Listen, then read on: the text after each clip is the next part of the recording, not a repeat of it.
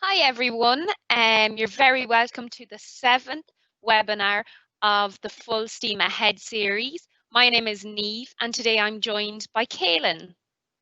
Hi everyone. And we also have the rest of our DreamSpace team working in the background to answer any questions you may have.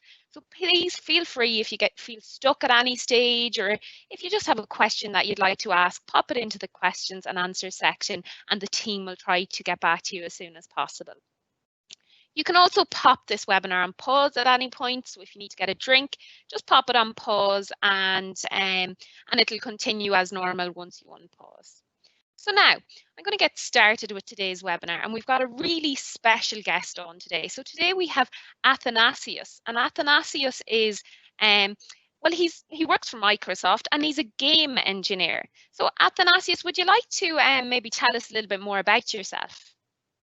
Hello, everybody. So, yeah, I was born in Greece. I was very passionate about games, technology. I was a young child and grew up to study software engineering because I was very keen to understand how games work and how technology, in information technology works. So, yeah, really passionate about this work, and I'm really glad to be here today with you. So thank you. And we're really glad to have you here with us today, Athanasios. So is game engineering, is that something that you really wanted to do from maybe you were a child, or had you anything else in mind when you were a child that you wanted to be when you grew up?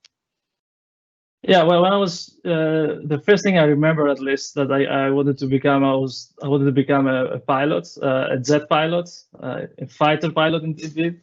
So I was learning a lot about like airplanes and stuff. But then, you know, my curiosity about games and technology kind of took over when I became like a teenager, and from that point on. Excellent. Would you like to tell us maybe a little bit about a favorite project, or maybe a project you're currently working on? So yeah, I can tell you about a project I was working a few years ago when I was in the UK. It's a Transformers game. Sadly, it's not available right now, but it was an online game, and we used to be able to play like many people were playing in each other, like the Autobots versus the Decepticons, and it was really cool because of the uniqueness of the characters, like being able to be this awesome big robot and then transform into a vehicle and then ride around. And as you can see, you know, I have a bit of a collection myself, so I really like the world. So yeah, I really love them, and it was a very interesting project to work on. Looks really cool. And maybe would you like to tell us, I've mentioned already that you work for Microsoft as a game engineer, but what exactly is Havok? And would you like to tell us a little bit more about the work that you do? Yeah, absolutely. So currently I'm working in a group within Microsoft. We're called Havok. We are best known as the world's leading physics engine for gaming, but we also have technologies for AI and for visual effects like cloth. And we are not making our own games currently, but what we do is that we help other developers, that most of them, you know, most of the big ones, certainly, that we help them solve some very hard technical problems in their games. And like a lot of them, they kind of face similar problems, not exactly the same, but close enough that we can help them to deliver like higher quality, much better end user experience. So we are there for them to help them, and you know, we get. You need good critical thinking skills and problem solving skills in order to do that. Yeah. Absolutely. Very good. And would you like to maybe tell us a fun fact about yourself? Yeah, so as you can see, I have a few figures myself. So when I was working in a studio in Copenhagen, there was an animator that we had, that he had like a full set with like dozens and dozens of these Transformer figures, and because he's an animator, he used to pose them in these epic battles. So I don't have quite as many as I really love to kind of try to pose them like this and make them look cool. Right now I have a little son, so I typically, all of them are hidden away until he grows up a little bit, but I'm really looking forward to show him the collection as he grows up. Excellent. Well, thank you so much, Athanasios. And we're going to have you on for the entire webinar. So if anyone has any questions that's watching in for Athanasios, please just post them into the Q&A section and we'll try to get to them a little bit later on. Okay, so now I'm going to hand you back to Kaylin, and Kaylin's going to get started on our challenge today. Thanks, Niamh. And I loved that fun fact, Athanasios, so thank you for that. That is very, very sweet and very cute. So the theme of our episode today is the Gamer Box. So obviously we're going with the theme of games, and our challenge is called the Gamer Box. So we're going to be incorporating gaming and construction, and we're going to be bringing those two together to build your very own board game. Okay, so that's what we're going to be doing. And you need to remember to bring in all of that creative juices that you've gotten flowing over the past few weeks to be really, really creative with today's challenge. Okay, so for the materials that you need today, you can access all of this. This PDF is available on our Wakelet. So if you want to either put the webinar on pause right now to grab the materials or go and get them from the Wakelet, please feel free to do so. But let's just jump straight in to the history about games. So games have actually existed long before written language. So they were one of the first things that were invented. And the first game, if you can even guess it, you probably would be able to guess, the first game that was ever invented was just dice. So they used to just play with different dice. Now they wouldn't have the normal D6 or a normal sided dice that we have now. They would have had a two-sided dice, and it would have been a flat piece of wood usually, where they would paint one side of it and they would throw it, and then it would determine if it was the unpainted side or the painted side, and they would play games with that. And that was the first game. And a lot of people think that there's only one type of dice that exists at the moment. Well, actually there are many, many, many different types of dice. There's a D20, a 20-sided dice. There is a 12-sided dice. There's an 8-sided dice, and there's a 4-sided dice. There's many, many, many different types of dice. And that all stemmed from when the first game was ever created. And we're going to be using that knowledge a little bit in our game later on. So that was the first game, but the first board game that was ever invented was Senet, if you've ever heard of it. And it was played in ancient Egypt by the pharaohs. And they believed that the winner of the game was blessed by the gods, and that was why they won. Unlike today, where we think that it's probably skill and talent because you've practiced in that game, they used to believe that you were blessed by the gods, and that was why you won. So that's a little bit about the history, but I'm going to pass you on now to Athanasios, who's going to tell us a little bit about game development and what they have to think about when they're developing games.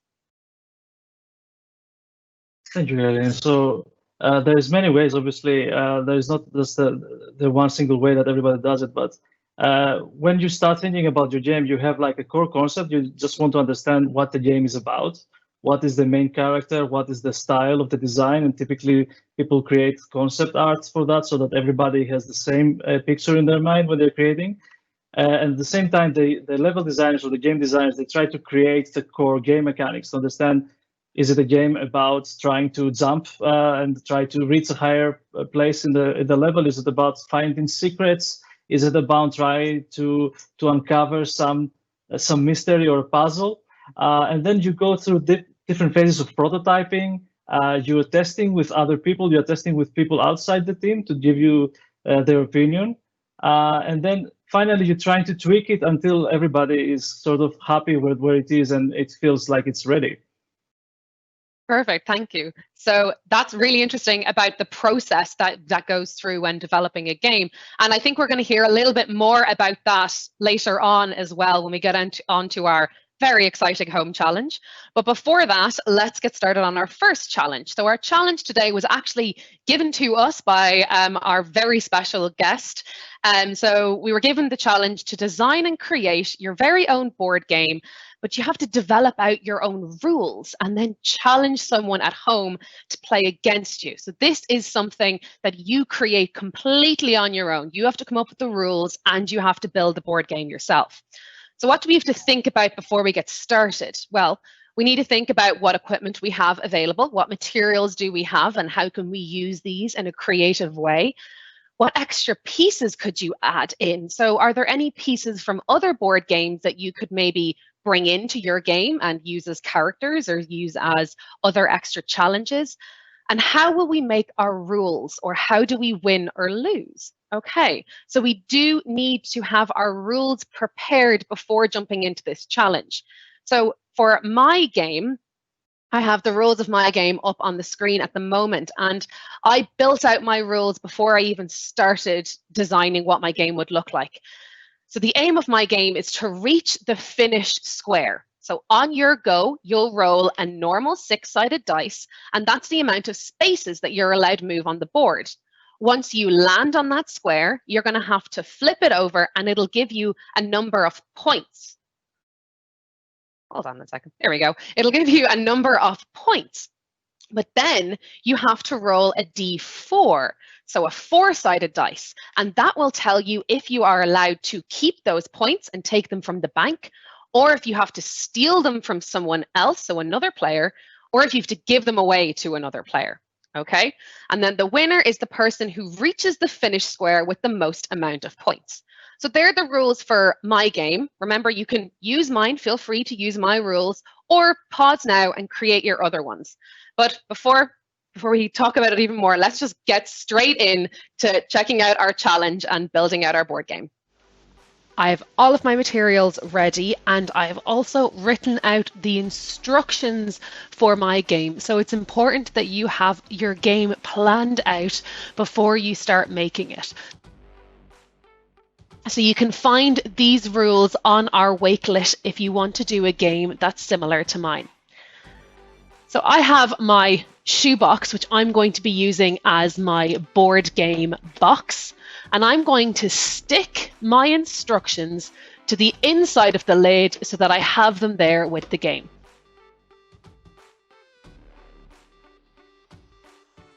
The next thing that I need to do is plan out my map. So I've decided to go with Fly to the Sky. So the theme of my game is going to be the sky.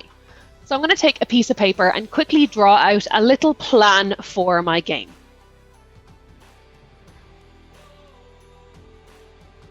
Now that I have my plan, so my background is going to be blue, I'm going to have some white clouds, and then I'm going to have my route designed out like this. Once I've that done, I can start painting up my box and getting the background ready.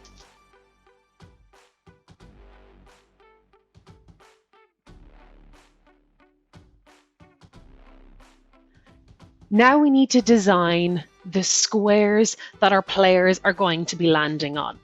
So I'm going to put that aside to let it dry, and I'm going to go with blue paper and white paper for my squares.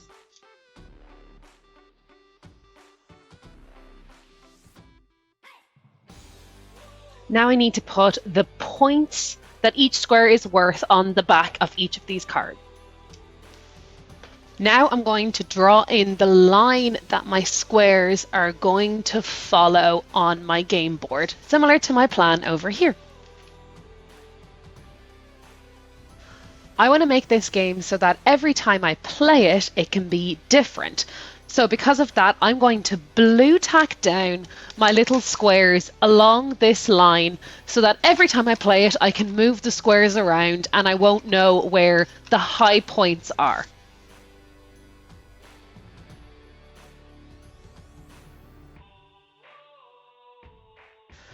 Okay, so now that I have this done, I'm going to move on to building my dice. So I'm making two different dice here. I am making a D6, so a normal D6 dice, which is 6 sides, and I'm also making a D4. So a D4 is a dice that just has 4 sides. And then when you roll it, it is the number that's up on the top that you choose. So for example, if I roll this one, it's a 2 on the top, so I rolled a 2. Okay, so let's build our D4 first. It's going to look something like this. The first thing I'm going to do is I'm going to draw an equilateral triangle. So an equilateral triangle is a triangle that is equal on all sides. And I'm going to draw it nice and big on my card. Okay, so now that I've drawn that, I made each side about 12 centimeters long. So I want to cut each one of these lines in half. So half of 12 is 6. So I'm going to mark 6. And then I'm going to join those lines together. Okay, so these lines here are where I'm going to fold my cardboard to get my pyramid shape here. Okay, now I need to score my cardboard. So that means that I need to get a sharp edge, like my scissors, and dig it in on these lines here. And that'll just make it easier to fold in the cardboard. So do get some help from someone at home to do this because you're dealing with sharp scissors. Before I stick down my sides here, I'm going to write what I want to be on each side. So I have on this one, I have 1, 2, 3, 4 on each side, but on ours, I want it to be keep, donate, or steal. So I need to name each one of these points one of those options. And now I can sellotape my sides closed. Now it's time to make my D6. So this is just a normal dice that you would probably use at home. So it's just a cube. Okay, for this one, I need to draw 4 squares going down. And I'm going to draw another square on the either side here. Now I need to cut these out. Now we're going to use that scoring technique that we learned earlier on and score the lines here to make it easier to bend. Now I number my dice. And then I stick them together. So now we have our dice and we have our game. You can find some little figurine or token to use to go around your board. I'm just going to use a pipe cleaner and roll it up as my token. Okay, so I'm going to start on start. I roll my D6. I can move 3 places, so 1, 2, 3. The number there is a 4. Okay, now I have steal, so I can steal it from someone else on the team. If I rolled a keep, that means I could keep those 3 points. If I rolled donate, that means I have to give my points away to someone else. And that's the game. Okay, so that was our board game that we built today, Fly to the Sky. So we're going to look now and see, we have loads of questions flooding in for you, Athanasios. So let's just jump straight into them and ask you some of these questions. So one of them here says, well, what did you think of my board game? You see loads of games being created every day. What did you think of my game? Well, it's really awesome. It's a really awesome use of the existing materials that we have around us. And it's really, the sky is the limit. So actually, I liked very much the title because the creativity is the only limit here. And yeah, it's fantastic. Thank you. Excellent. Thanks for that. We see one here that's saying, do you get to play games in work? We don't typically play games in work in relation to our work, although in games to play the game that you're developing quite a lot. So when I was working in particular games, then yeah, we used to play that game a lot, and we used to do this both for fun, but also to try to improve it. Okay, so it seems like a very fun job as well as challenging and using a lot of critical thinking. And we've one more. Do you know what is the most challenging part of building out a game? There is a lot of answers that I could give here. I mean, games is really kind of a culmination of different parts of processes like creativity and technology and teamwork coming all together. And there's a lot of people having different ideas, trying to figure out what is the one that is going to work best. So there is technical risks, there is design risks, and typically what in the end is the most critical part is being able to bring this teamwork together and make people kind of align into the same goal, because everybody kind of thinks a little bit differently what they would like to see, but in the end you want to hear coherent vision becoming reality, and that is the critical part of the success to bring that teamwork together. Excellent. Yeah, now that teamwork skill is very important, and keeping that communication up in so many different lines of work. So thank you so much. We're going to have to move on now. I'm going to pass you on over to Niamh to talk about what we learned today and our home challenge for your time today. Thanks, Kaylin. So we got loads covered today. We learned all about the history of board games. We also learned what we need to consider when creating a new game. And we got to build our own board game, so how to build one. So I'm going to move on, and I'm going to assign the home challenge for this week. And we've 2 home challenges this week. So I'm going to assign the first one. So the first one, we want you to kind of consider what rules or instructions you want in your game. So develop them out first. So you have to consider and develop out the rules and instructions first. Then we'd like you to think about how you're going to plan and construct the build of your board game. So what the actual game is going to look like, and build it out. And finally, we want you to build some characters for your board game to make your game more enjoyable so that you and your friends and family can play it. Okay, so now I'm going to pass you back over to Athanasios, and he is going to assign the second home challenge, and it's a really interesting one too. Thank you, Niamh. So what we were thinking here is that maybe you guys want to see a little bit more how video games are created, something simple like a 2D game. So many of you might have seen like these platformer games that you try to get to the coin, you're jumping from one platform to another, and you basically just move on a plane. So the idea would be here to create the theme of your game, and then for example, we will use a game that has 2 characters in it, and you can play with a member of your family or a friend against the board. So it's a cooperative game, and there is the star character is the one of them here, and another character is a knight. But obviously, you can create any characters you like. So this is just an example here, and then just think what is the story. Just try to summarize it. So, for example, in this case, it would be I will help you find your way. It's 2 players, so they both help each other. Define your characters, meaning give them a name, draw them out, design the different how they're supposed to look like, and then the core experience. So, for example, we saw before that you have to roll a die to move.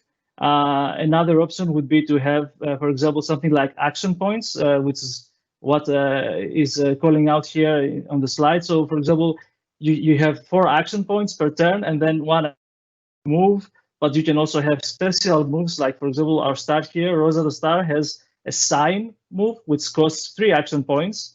And she can reveal secrets, she can find the exit, and she can blind the enemies with that. So try to figure out what sort of special moves your characters have. And then what is the end goal of the game? What do they try to do? So for art ideas, for the main characters, but also for all the backgrounds and such, we're gonna use what is called the sprites. So sprites, again, as we saw, is this design, but you design them in many different states. So for example, it's walking, it's standing, maybe it's jumping, maybe he's fighting with his swords.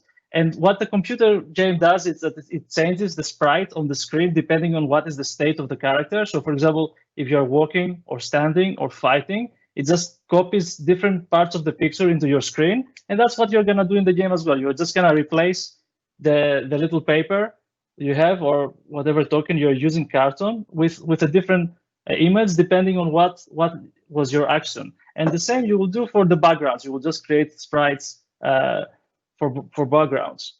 When you are designing the rules of the game, you can just use placeholders. So you don't have to actually use real, like, finished art, if we can call this one finished.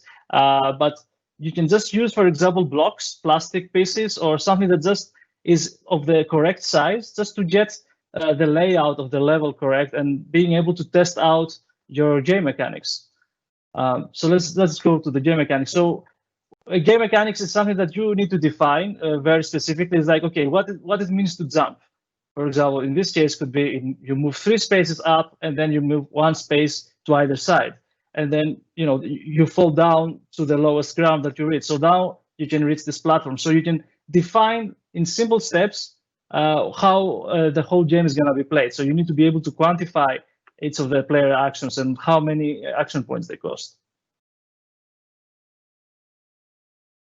So once you have your game mechanics in place, the basics of them, now you can start designing your level. So what is the environment that the characters are gonna try to exercise their abilities in? So now, as you can see, I'm using this placeholder blocks to define my levels. But then when I'm happy with how the level plays and how it looks like, and I make sure that it works, I make sure that, for example, the player can actually finish the level with the abilities that they have. Then I put it down on paper so that I can later reproduce it to play with someone else and also to make improvements on it. So now that we have the layout of the levels and we also have our sprites on paper, we can put them all together so you can start creating bigger drawings and more colorful and put them together on backgrounds to create what is going to be the final composition of the game. And this is, for example, what the game would look like as you're playing it. Once you reach this point that you are happy with how the game plays and how it looks, now you can start adding more characters, adding, for example, some enemies that they are controlled by the rules of the game rather than one of the players. Add some secrets. I particularly like putting, instead of coins on my levels, I add little treats. I like almonds personally, but peanuts might also be nice, or M&Ms, which my kids like a lot. So instead of eating coins like other characters doing video games, you can eat your favorite treats and then create different environments, like, for example, an outer space level. So now for having a video game in a board game form, you really need to create some things like, for example, a title screen, a credit screen where you can take credit for all your work and also give credit to everybody who has helped you with that work, so that once you reach the end of the game, you can just display to your players the credit screen, and also some storyboards that tell the story of your character. So in this particular instance, our knight and the star, Rosa the star, they managed to find a space saucer, a flying saucer, and then they go to the moon. So that's what the story is in this case. And you can add also little text. You can write little bubbles of text that explains the story to your players. So that's it. Now, I mean, this is going to be a little bit of work. Games are fun but hard work. So it's going to take time. So you have to be patient and you have to iterate. So you have to go back and forth.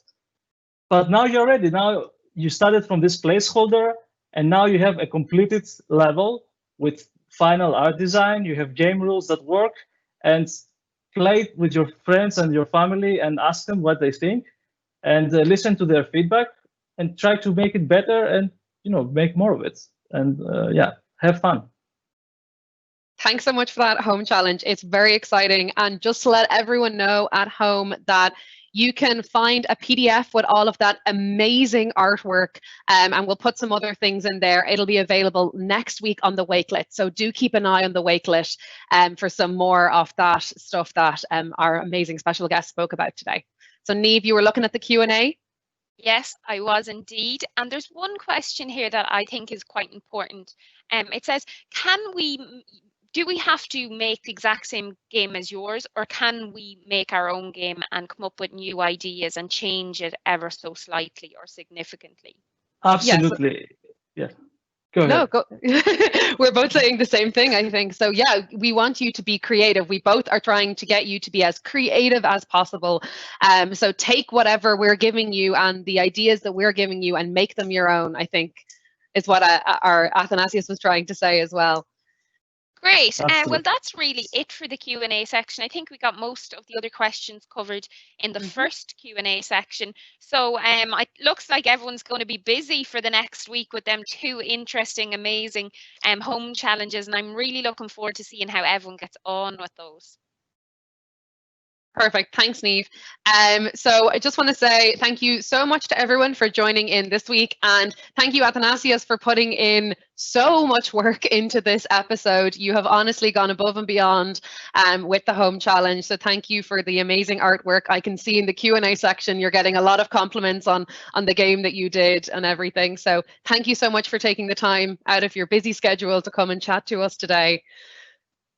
Thank you so much for having me here. And special shout for Pete and Kian for work, for their help, and also for Lucy and Elena, my little helpers at home, or not so little, some of them, but it was all, it was a teamwork. So as I said, it's all a team about teamwork. So thank you very much.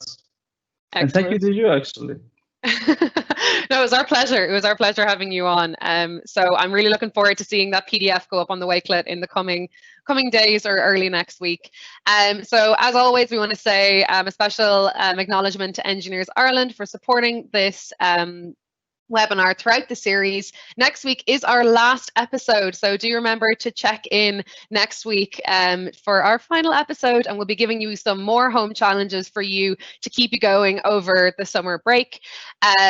Do check out the Wakelet to find out any of our home challenges and any more information that you need. But other than that, we'll see you next week. Bye, everyone. Bye.